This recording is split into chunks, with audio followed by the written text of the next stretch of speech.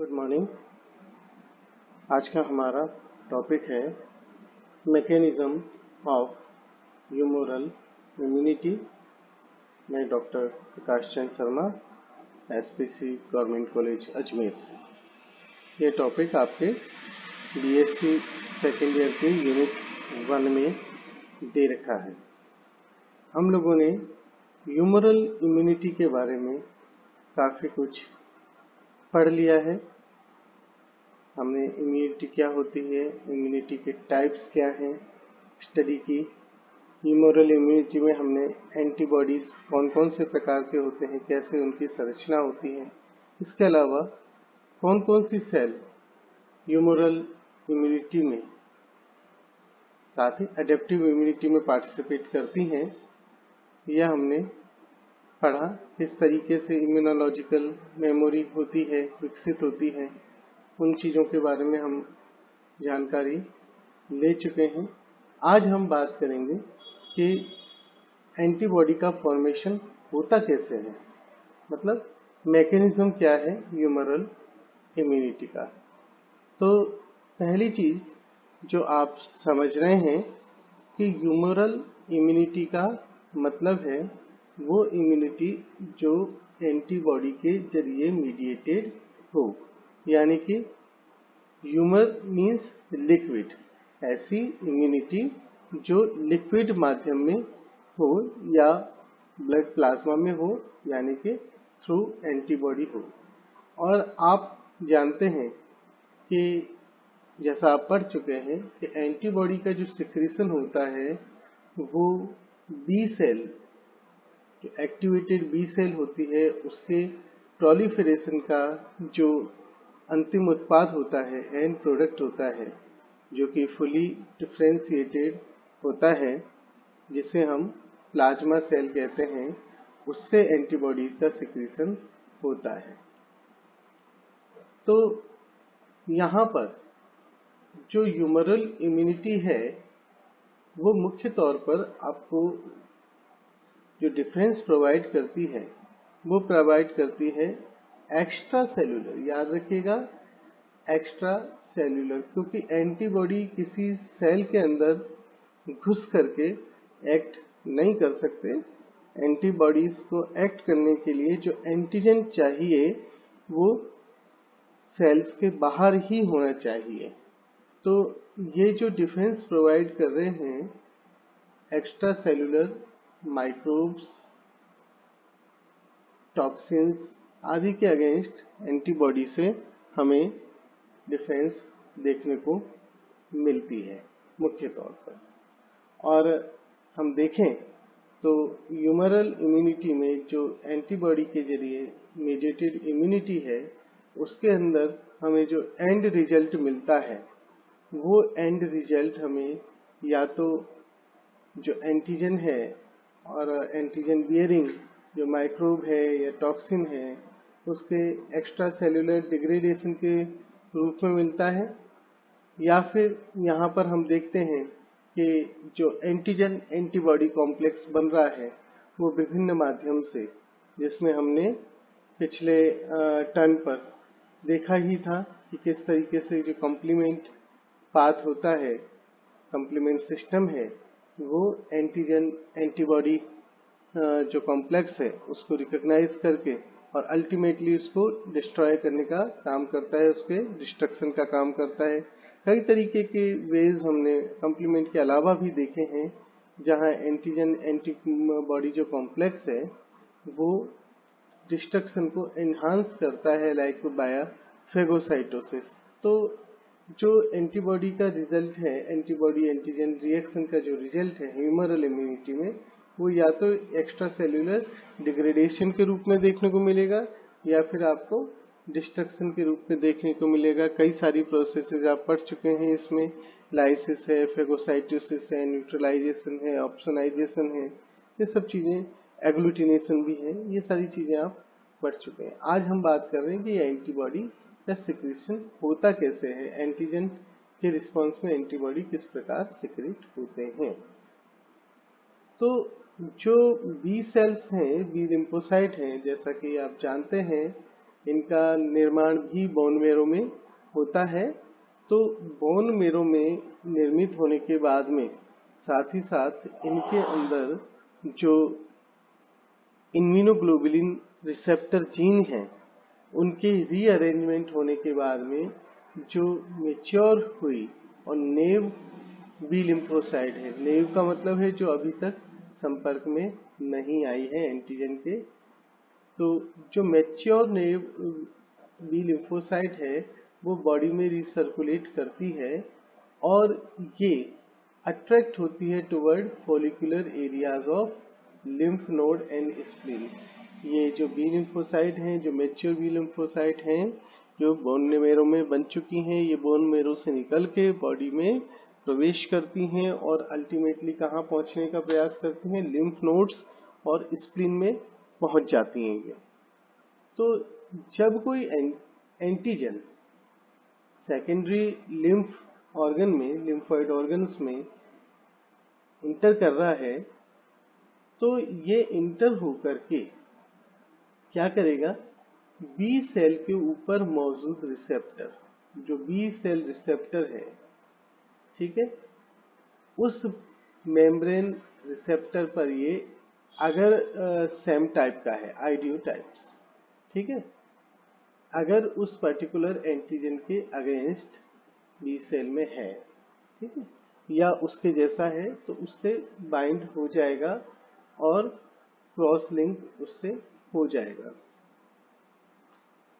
यहाँ ये एंटीबॉडी नहीं है, याद रखिएगा, ये है B cell receptor, this is BCR, B cell receptor, इसे आप एंटीबॉडी ना समझें।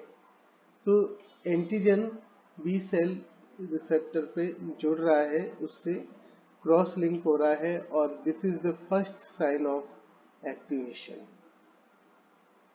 नाउ देखिए, यहाँ पर हम दो प्रक्रियाओं के बारे में जान रहे हैं।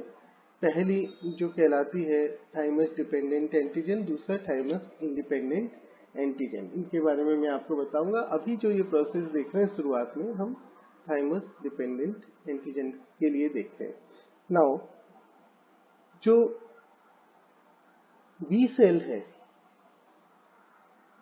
जिसके ऊपर एंटीजन BCR पर अटैच हुआ है, ये पूरा का पूरा कॉम्प्लेक्स इनगल्फ कर लिया जाता है, इंडोसाइटोसाइज हो जाता है और इंडोसाइटोसाइज होने के बाद में इसकी वहां पर प्रोसेसिंग होती है और प्रोसेसिंग होने के बाद में ये एंटीजन के टुकड़े, खासतौर पे पेप्टाइड्स, वो बी सेल के जरिए MHC सेकेंड मॉलिक्यूल पर प्रस्तुत कर दिए जाते हैं। ये MHC सेकेंड मॉलिक्यूल है और ये वो पेप्टाइड है। तो ये MHC सेकेंड मॉलिक्यूल और पेप्टाइड का जो कॉन्जुगेट है ये सेल के ऊपर प्रेजेंट कर दिया जाता है। तो ये जो कॉम्प्लेक्स प्रेजेंट किया जा रहा है सेल के ऊपर, साथ ही साथ एक और यहाँ पर रिसेप्टर सरफेस प्रोटीन है जिसका नाम है B7। B7 भी अपरेगुलेट हो रही है, यानी कि उसका भी प्रोडक्शन बढ़ रहा है, सरफेस के ऊपर ये प्रदर्शित ज्यादा मात्रा में हो रही है। और ये जो वहां पर घूमते हुए टी हेल्पर सेल्स हैं, वो जब MHC सेकेंड मॉलिक्यूल प्रेजेंट करते हुए बी सेल के पास आते हैं और उसकी रिकॉग्नाइज करते हैं, उसकी पहचान करते हैं, खासतौर पे किसे, ये प्रदर्शित हुए पेप्टाइड की पहचान करते हैं। और ये कौन काम कर रहा है, ये काम कर रहा है टी सेल रिसेप्टर और उसके साथ जुड़ा हुआ CD4, तभी तो ये टी हेल्पर सेल है। तो ये CD4 टी सेल रिसेप्टर जो है वो MHC सेकेंड पे प्रेजेंटेड जो एंटीजन है, पेप्टाइड है, उसकी पहचान करते हैं। और जैसे ही ये पहचान करते हैं, इसके बाद में अभी आपने देखा फर्स्ट साइन क्या था, बी सेल एक्टिवेटेड हो गई, ठीक है, फर्स्ट। अब उसने एक्टिवेट होके क्या किया, MHC सेकेंड मॉलिक्यूल पे पेप्टाइड को प्रदर्शित किया, साथ साथ में B7 का अपरेगुलेशन भी हुआ, ठीक है। B7 भी क्या कर रहा है, एंटीजन को प्रेजेंट कर रहा है। तो MHC सेकंड और B7 दोनों एंटीजन को प्रेजेंट कर रहे हैं। टी हेल्पर सेल जो घूमती फिरती वहां आ रही है वो उसके साथ में प्रेजेंटेड पेप्टाइड को रिकॉग्नाइज करती हैं और ये बी सेल और टी सेल एक दूसरे से जुड़ गई। दिस इज कॉन्जुगेट बन गया ये। तो बी सेल और टी सेल एक दूसरे से जुड़ गई। अब ये जो टी सेल ने रिकॉग्नाइज किया है इसके कारण क्या होता है, टी सेल एक्टिवेट हो जाती है, वो अपनी गोल्जी बॉडी को रीलोकेट करती है टुवर्ड बी सेल। आप देख रहे हैं ये सारी रीलोकेट किधर हो गई, Golgi body toward be cell, और वहां से ये साइटोकाइन सिक्रीट करती है सीधा बी सेल की तरफ। ये सारे साइटोकाइन सीधे बी सेल की तरफ इन्होंने सिक्रीट कर दिए। ये जो साइटोकाइन सिक्रीट हुए हैं बी सेल की तरफ, ये अगेन बी सेल को एक्टिवेट करते हैं ताकि वो तेजी से डिवाइड हो सके, और ये जो बी सेल है वो तेजी से डिवाइड करेगी और प्रोलिफरेशन स्टार्ट हो जाएगा। मेमोरी बी सेल और प्लाज्मा सेल के रूप में डिवाइड करना लग जाएगी। इसी के साथ साथ टी सेल के ऊपर एक CD40L भी अपरेगुलेट होता है जो कि बी सेल के CD40 के साथ में इंटरेक्ट करता है और सेकेंडरी सिग्नल प्रोवाइड करता है। तो यहाँ आप शॉर्ट में एक बार फिर मैं आपको बताता हूँ कि बी सेल पे एंटीजन आया, एंटीजन को BCR ने रिसीव किया, ये सारा का सारा इंडोसाइटोसाइज हुआ। जो एंटीजन का पार्ट है पेप्टाइड वो MHC2 मॉलिक्यूल के ऊपर MHC सेकंड जो मॉलिक्यूल है उस पर प्रेजेंट हुआ। MHC सेकंड मॉलिक्यूल पे प्रेजेंटेड जो पेप्टाइड है उसको टी सेल रिसेप्टर CD40 ने इसने रिकॉग्नाइज किया। ये पूरा का पूरा एक कॉन्जुगेट बन गया। टी सेल एक्टिवेट होकर के TH2 सेल बन गई। TH2 सेल ने अपने गोल्जी बॉडी को किधर शिफ्ट किया, बी सेल की तरफ शिफ्ट किया, और वहां से फिर साइटोकाइन का रिलीज हुआ। साइटोकाइन ने बी सेल को अगेन एक्टिवेट किया और प्रोलिफरेशन स्टार्ट हुआ। साथ ही साथ टी सेल के ऊपर CD40L जो सरफेस मॉलिक्यूल है वो अपरेगुलेट हुआ, जिसने बी सेल के CD40 के साथ में इंटरेक्ट किया। ये भी सिग्नल है और अल्टीमेटली बी सेल डिवाइड कर रही है लगातार और क्लोनल एक्सपांसन हो रहा है सेल प्रोलिफरेशन से। मेमोरी बी सेल और प्लाज्मा सेल्स बन रही हैं और ये प्लाज्मा सेल्स क्या करेंगी, एंटीबॉडी का सिक्रीशन करेंगी। ये एंटीबॉडी एंटीजन जहां भी है वहां उससे जुड़ेंगे, जबकि मेमोरी सेल इम्यूनोलॉजिकल मेमोरी बनाने के लिए रिस्पॉन्सिबल होती है। तो आपने देखा जो थाइमस डिपेंडेंट एंटीजन के केस में इम्यूनोलॉजिकल मेमोरी बन रही है, फास्ट रिएक्शन हो रही है, प्लाज्मा सेल्स काफी बन रही हैं, एंटीबॉडीज काफी बन रहे हैं, स्ट्रॉन्ग रिस्पॉन्स हमें देखने को मिलता है। लेकिन सभी के सभी एंटीजन पेप्टाइड नहीं होते। कई एंटीजन होते हैं जो पेप्टाइड नहीं होते, तो जैसे लिपोपॉलीसैकेराइड जो कि ग्राम नेगेटिव बैक्टीरिया की सेल सरफेस सेल वॉल है, या पॉलीसैकेराइड हो सकते हैं जो कि कैप्सुलर एंटीजन हो सकता है। तो ऐसे एंटीजन जो है उनको हम थाइमस इंडिपेंडेंट एंटीजन कहते हैं। ये एंटीजन क्योंकि यहाँ पर पेप्टाइड नहीं है तो MHC सेकंड मॉलिक्यूल के ऊपर प्रेजेंट नहीं होंगे, और अगर ये MHC सेकंड मॉलिक्यूल पर प्रेजेंट नहीं होते तो निश्चित तौर पे टी हेल्पर सेल इनसे नहीं जुड़ेगी, B cell T cell conjugate नहीं बन सकेगा। तो यहाँ पर टी सेल का रोल नहीं है, इसलिए इनको हम कहते हैं थाइमस इंडिपेंडेंट एंटीजन। तो थाइमस इंडिपेंडेंट एंटीजन जो होते हैं वो बी सेल को डायरेक्टली स्टिमुलेट करते हैं। ठीक है, केवल यहाँ फर्स्ट जो लेवल है स्टिमुलेशन का वही हो रहा है। जो सेकंड स्टिमुलेशन है यानी कि बाया टी सेल वो नहीं हो रहा। तो यहाँ केवल फर्स्ट स्टिमुलेशन हो रहा है और ये एंटीजन जो है वो एक्ट करता है लाइक माइटोजन। माइटोजन का मतलब होता है जो माइटोसिस कराए। तो ये जो एंटीजन इनसे जुड़ा है बी सेल से, उसके कारण सेल प्रोलिफरेशन स्टार्ट हो जाता है। बट याद रखिए कि इसका रिस्पॉन्स वीक होता है। बिकॉज यह टी सेल से एक्टिवेशन नहीं हो रहा है तो इसका रिस्पॉन्स वीक ही है।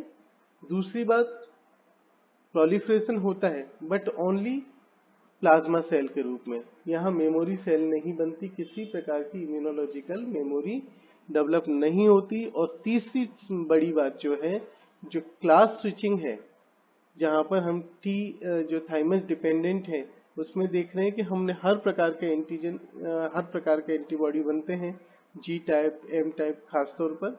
यहाँ पर केवल एम टाइप आईजीएम का ही सिक्रीशन होता है, आईजीजी का सिक्रीशन थाइमस इंडिपेंडेंट एंटीजन के लिए नहीं होता है। तो इसलिए जो थाइमस इंडिपेंडेंट एंटीजन होते हैं उनके लिए जो इम्यूनिटी होती है वो शॉर्ट टर्म इम्यूनिटी होती है, वो मेमोरी उसमें नहीं रहती। जबकि थाइमस डिपेंडेंट एंटीजन होते हैं वहाँ इम्यूनोलॉजिकल मेमोरी डेवलप होती है। ठीक है, धन्यवाद।